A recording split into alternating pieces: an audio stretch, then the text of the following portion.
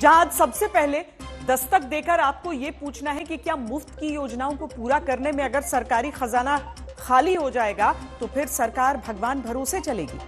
आप मंदिर जाते हैं तो अपनी श्रद्धा सामर्थ्य के अनुसार मंदिर की दान पेटी में अपनी तरफ से पैसा या फिर जो इच्छा हो अर्पित करते हैं। किसी की आर्थिक स्थिति खराब हो तो वो मंदिर में प्रार्थना करता है कि मदद करें।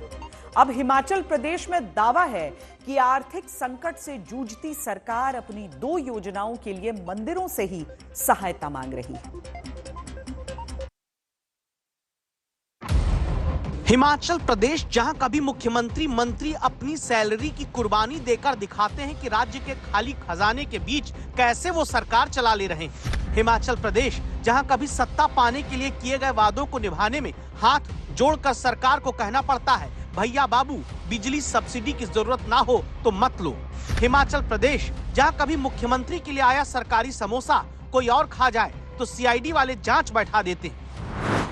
वहां अब दस्तक देता सवाल यह आया, क्या सरकारी योजना चलाने का पैसा भी हिमाचल प्रदेश में सुक्खू सरकार मंदिरों की दान पेटी से लेना चाहती है?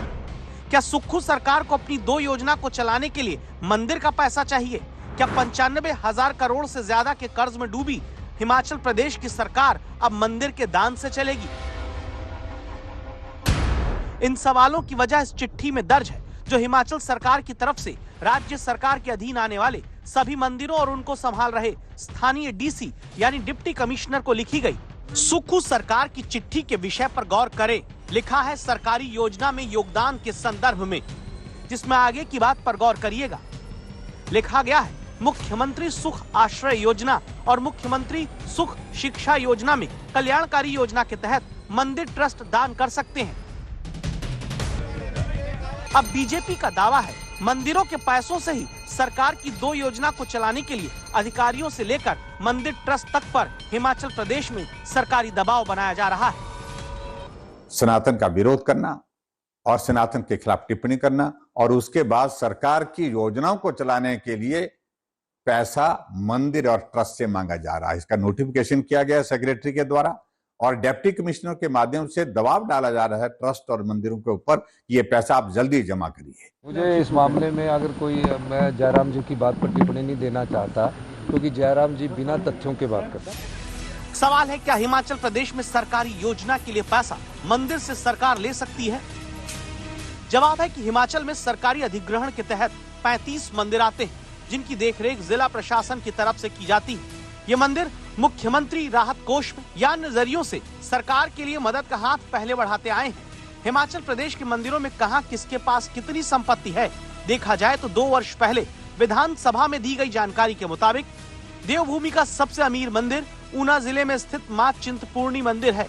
यहाँ मंदिर के खजाने के तहत 100 करोड़ रुपए की बैंक एफडी और करीब 200 किलो सोना है, 7200 किलो चांदी है।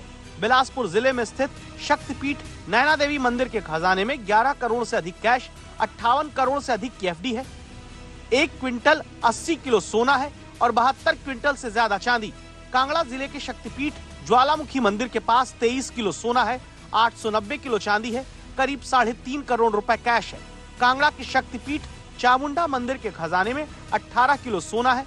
वहीं सिरमौर जिले के त्रिलोकपुर में मौजूद मां बाला सुंदरी मंदिर के पास 15 किलो सोना और 23 क्विंटल से ज्यादा चांदी है। अब कांग्रेस दावा करती है हिमाचल प्रदेश के मंदिर पहले भी सरकार की मुश्किल वक्त में मदद करते रहे। ये कोई नई बात नहीं है। मंदिरों में जो चढ़त आती है और उनका सदुपयोग जो है उसका उपयोग मंदिर के निर्माण कार्य में और अन्य जो जनहित के कार्य हैं उनके लिए किया जाता है। तो ये रूटीन प्रैक्टिस रही है। पूर्व में सरकारें रही वो उनके द्वारा भी जो है इस तरह की प्रक्रिया जो है वो लाते रहे हैं। कभी संकट आए, कोई घटना हो, दुर्घटना हो, बाढ़ हो, बरसात हो जिसके कारण क्षति होती है, महामारी फैल जाए तो समझ में आता है सीएम रिलीफ फंड के लिए कुछ लोगों को मदद के लिए मंदिर और ट्रस्ट से पैसा लिया जाता है। लेकिन सरकार की योजनाओं को चलाने के लिए पहली बार हम देख रहे हैं कि देश में ऐसा भी फैसला लिया सरकार ने कि योजनाओं को चलाने के लिए मंदिर का पैसे का इस्तेमाल किया जा रहा है। जिन 2 योजनाओं के लिए दावा है कि हिमाचल सरकार ने मंदिरों में जमा संपत्ति से अब सरकारी योजना के लिए मदद मांगी है, उसमें मुख्यमंत्री सुखाश्रय योजना के तहत राज्य सरकार अनाथ और त्याग दिए गए बच्चों की सहायता करती है। वहीं मुख्यमंत्री सुख शिक्षा योजना में विधवा, बेसहारा, तलाकशुदा महिलाओं, दिव्यांग माता पिता के बच्चों की शिक्षा के साथ कल्याण के लिए आर्थिक मदद देना है। ऐसा बोलना कि ये सरकार ने एटीएम बना रखा है और nonsense, they talk irrelevant things which is not true. They should see कि किस कॉज के लिए मांगा जा रहा है। अनाथ बच्चों के लिए आप भी आगे बढ़कर आओ। मैं बीजेपी के लोगों से भी आह्वान करती हूँ कि आप भी अच्छे कॉज के लिए इन बच्चों को इनका भविष्य सुधारने के लिए हम सब पार्टी से ऊपर उठकर इन लोगों की मदद करें। अब सियासत इस बात पर आकर टिक चुकी है कि जो मंदिर अब तक कोरोना जैसी महामारी या दूसरी विपदा के समय सरकार की मदद के लिए अपनी दान पेटी, अपना खजाना खोलते रहे, क्या उन मंदिरों से हिमाचल सरकार अपनी किसी योजना के लिए पैसा ले सकती है?